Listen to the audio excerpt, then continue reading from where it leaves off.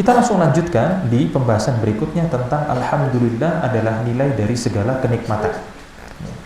Alhamdulillah adalah nilai dari segala kenikmatan. Baik. Di sini beliau mengatakan, ya, apabila dikatakan Habib bin Asy-Syahid telah meriwayatkan dari Al-Hasan, ia mengatakan alhamdulillah adalah nilai dari segala kenikmatan dan la ilaha illallah adalah nilai dari surga. Makna ini diriwayatkan secara marfu dari hadis Anas, Abu Dzar dan selain keduanya, walaupun dalam sanadnya terdapat kelemahan.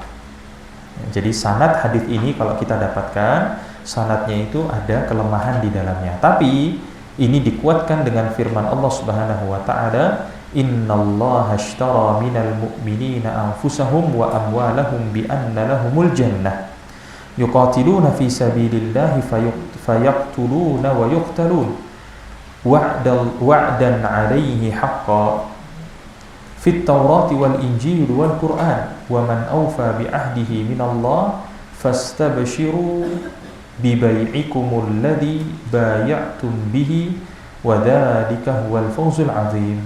Kata Allah Subhanahu wa taala, sesungguhnya Allah telah membeli dari orang-orang mukmin dan harta mereka dengan memberikan surga untuk mereka. Mereka berperang di jalan Allah, lalu mereka membunuh atau terbunuh. Itulah janji yang benar dari Allah di dalam Taurat, Injil, dan Al-Quran. Dan siapakah yang lebih menepati janjinya selain Allah? Maka bergembiralah dengan jual beli yang telah kalian lakukan, dan itulah kemenangan yang besar. Artinya Allah menjadikan surga sebagai nilai dari jiwa dan harta. Nah, makna ini kawan-kawan sekalian, ya, kalimat alhamdulillah adalah nilai dari segala kenikmatan, itu ada kaitannya dengan pembahasan yang berikutnya. Pembahasan yang berikutnya tentang apa? Makna kenikmatan dan alhamdulillah adalah bagian darinya. Apa sih maksudnya? Di situ ada kalimat alhamdulillah adalah nilai dari segala kenikmatan. Maksudnya apa? Maka di sini beliau mengatakan di dalam sebuah hadis yang marfu dari sahabat Anas bin Malik, Rasulullah sallallahu alaihi wasallam bersabda, "Ma an'amallahu 'ala 'abdin ni'matan faqala alhamdulillah illa kana ma u'tiya afdala mimma akhadha." Kata Nabi sallallahu alaihi wasallam, tidaklah Allah memberikan sebuah kenikmatan kepada seorang hamba kemudian dia berkata alhamdulillah, melainkan dia akan diberi nikmat yang lebih banyak dari apa yang dia dapatkan. Nah,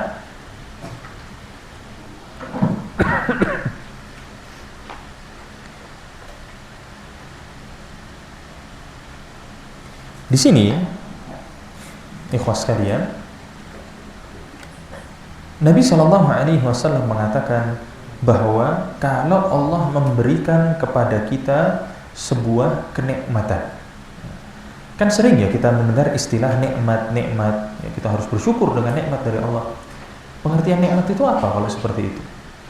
Nikmat, ya, secara makna nikmat itu apa? Dikasrin nun dengan kasroh di huruf nunnya, itu maknanya adalah apa? Al-halatul hasanah, keadaan yang baik. Keadaan yang baik. Jadi maksud dari nikmat itu adalah semua keadaan yang baik. Semua keadaan yang baik. Jadi kalau kita diberikan nikmat, maksudnya kita diberikan keadaan yang baik. Diberikan keadaan yang baik. Baik itu dari sisi harta, kesehatan, apa lagi? Harta, kesehatan, diberikan anggota badan yang lengkap, mata bisa melihat, telinga bisa mendengar, dan seterusnya. Itu semua adalah nikmat. Maksudnya keadaan yang baik. Dan nikmat Allah Subhanahu wa taala ini sangat banyak. Nikmat Allah sangat banyak. Baik nikmat yang sifatnya dunia maupun nikmat yang sifatnya akhirat. Makanya Allah Subhanahu wa taala firmankan dalam surat An-Nahl ayat 18, kata Allah apa? Wa in ta'uddu ni'matallahi la tuhsuha. Dan seandainya kalian mau menghitung nikmat Allah, maka apa? La tuhsuha, enggak akan bisa dihitung. Karena nikmat itu artinya keadaan yang baik. Jadi semua keadaan yang baik, makanya kita nggak bisa ngitung, nggak bisa menghitung. Kita bisa napas, sekali napas, kemudian kita buang. Itu saja sebuah keadaan yang baik. Karena kalau tak bisa napas berarti kita pakai oksigen kan gitu ya, pakai alat oksigen itu. Nah, sekarang kita berada dalam keadaan yang baik, bisa napas, bisa tarik napas, kemudian bisa kita buang. Maka ini sudah menjadi kenikmatan. Belum lagi kita bisa melihat hidung kita normal, telinganya normal. Ini semua kenikmatan yang luar biasa. Maka beliau mengatakan, tidaklah Allah memberi sebuah kenikmatan kepada seorang hamba kemudian dia mengatakan alhamdulillah, maka apa?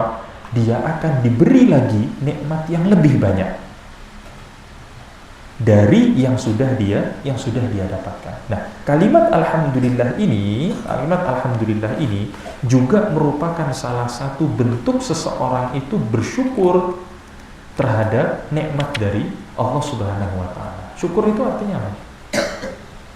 Syukur. Ada kalimat syukron. Nah, itu apa itu artinya? Syukron. Itu apa? Terima kasih. Maksudnya bersyukur itu artinya kita terima kasih kepada Allah atas pemberian keadaan yang baik ini. Kita diperintahkan untuk bersyukur. Maka cara bersyukur, salah satu cara bersyukur kan banyak ya. Langkah-langkahnya banyak sekali. Cara bersyukur pertama kali yang dilakukan adalah dengan mengucapkan alhamdulillah. Jadi seperti itu. Segala puji hanya milik Allah Subhanahu wa taala. Jadi seperti itu. Setelah itu kemudian kita mesti melaksanakan langkah-langkah berikutnya tentang bersyukur kepada Allah. Baik. Kemudian di sini beliau mengatakan demikian yang dikatakan oleh Umar bin Abdul Aziz, Al-Hasan dan lainnya dari para ulama salaf. Akan tetapi terjadi pembicaraan yang panjang di antara ulama salaf dan ulama setelahnya, namun yang kami ambil adalah makna zahir. Apabila makna kenikmatan yang dimaksud dalam hadis adalah kenikmatan dunia, maka alhamdulillah adalah kenikmatan agama. Kenikmatan agama lebih utama dibanding kenikmatan dunia. Kenikmatan agama lebih utama dibanding kenikmatan dunia. Akan tetapi ketika ucapan alhamdulillah disandarkan kepada hamba dengan perbuatan itu, maka perbuatan itu melakukan amalan dengannya, maka Allah menjadikannya sebagai kenikmatan terbesar dari keduanya dan sebanding dengan kenikmatan-kenikmatan yang lain. Makanya didapatkan sebuah athar yang isinya alhamdulillahi hamdan yuwafi ni'amahu wa yudafi'u niqamahu wa yukafi'u mazidah. Alhamdulillah dengan pujian yang sebanding dengan berbagai kenikmatan dan senilai dengan tambahannya, maka dengan perhitungan ini menjadikan lafaz alhamdulillah sebagai nilai dari surga. Nah, ikhwan dan akhwat sekalian, di dalam kalimat tadi ada kalimat kenikmatan agama lebih utama dibanding kenikmatan duniawi. Maksudnya apa? Segala kenikmatan yang berkaitan dengan keagamaan. Kalau seseorang diberikan pilihan, bisa melaksanakan sholat secara sempurna dibanding, jadi pilihannya dua. Misalkan saya berikan pilihan, adik-adik silakan pilih, mau bisa melaksanakan sholat secara sempurna tapi nggak dapat iPhone, atau dapat iPhone tapi nggak bisa sholat secara sempurna. Mana yang kira-kira lebih baik? Bisa mengerjakan sholat dengan sempurna. Karena apa? Kebaikan atau nikmat bisa melaksanakan agama tadi, kenikmatan agama itu lebih utama. Sekedar punya iPhone, berapa lama iPhone itu bisa bertahan? 3 tahun, 4 tahun, habis itu rusak. Tapi kalau kenikmatan untuk melaksanakan keagamaan atau kenikmatan dalam masalah agama, itu kenikmatannya tidak ternilai. Makanya kawan-kawan sekalian, terutama yang berada di pondok pesantren ini, jangan kalian menyangka bahwa menjadi santri nanti masa depannya tak jelas.